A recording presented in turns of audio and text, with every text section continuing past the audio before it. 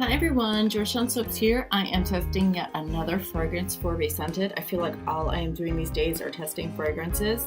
Not every fragrance that we test makes the cut, but this one is Blueberry Pie and it smells fantastic. I don't even need to give you a description. It literally smells like fresh blueberry pie, like that's either just out of the oven or baking. Smells fantastic. This is gonna be, I feel like I make more candle fragrances. I have more fragrances and candles than I do in soap. And this is going to be fantastic for making not only candles, tarts, soap. Smells fantastic. Love it, love it, love it. So super excited. There's really no description needed. It smells like blueberry pie. And so I decided to, whoops, totally cut myself off there. So I am mixing in my kale and clay, my colloidal oatmeal, adding in the lye water, and this fragrance smells fantastic, so no worries about it racing or accelerating. Here goes the lye water. If you notice, I never strain my lye water. I have never found a need to. And I also use Tussle Silk in all of my lye water, and sometimes it's not 100% dissolved, but I don't feel the need to go ahead and strain it because the little strands that might be left, they're taken care of by the saponification or the stick blending. So again, it saved myself a little bit of a step. And that was my 2-year-old. I am editing videos while she's taking a bath. I'm literally sitting 2 inches away from her. Kind of gives her something to do and gives mom a little bit of time to do some videos. I think I've got about 30 videos that I need to edit and upload, so I'm a little bit behind here. But I thought I would, with this design, thought I would make it kind of look like a little bit of a blueberry pie. So I'm going to do a brown base, and then more of a deep, darker purple, and then white top. So maybe whipped cream on the top. Something a little bit more natural. So I'm grabbing my colors. Don't need too much of a base, but it smells fantastic. And it does have some vanillin in it, so I knew it was going to discolor. It doesn't end up discoloring too much, so that's really nice. So this is the new Pennies Mica from BeScented. And that will be nice for the crust of the blueberry pie. And I guess if I'd gotten really creative, I could have done a soap cake with this, but that would have been a lot of effort just for testing. So I'm going to go ahead, mix in the rest of my colors, and I'll bring you guys back while I am pouring.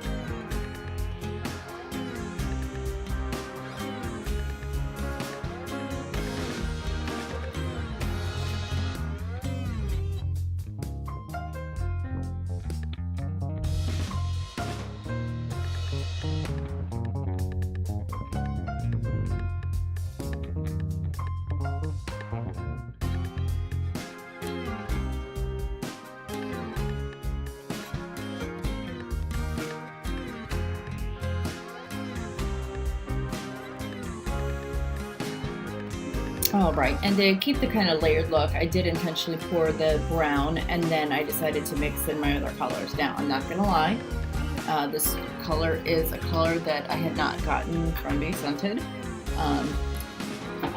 and quite frankly, it kind of morphed. You can see it's more of a grayish color, and I really don't think it's the vanillin in the fragrance that caused the color to morph. It should have been like a real deep purple. I really should have used the Midnight Purple from BeScented because that one's pretty deep. Or, I mean, honestly, I could have used like the Magic Purple. But anyway, lesson learned. Gotta use only micas from BeScented. Unless you want to understand the risk of them morphing. And again, this fragrance smells so good. I literally should go out and make a blueberry pie as I'm talking about this fragrance. So I'm going to go ahead and finish up pouring, and then I'll bring you guys back for the cut.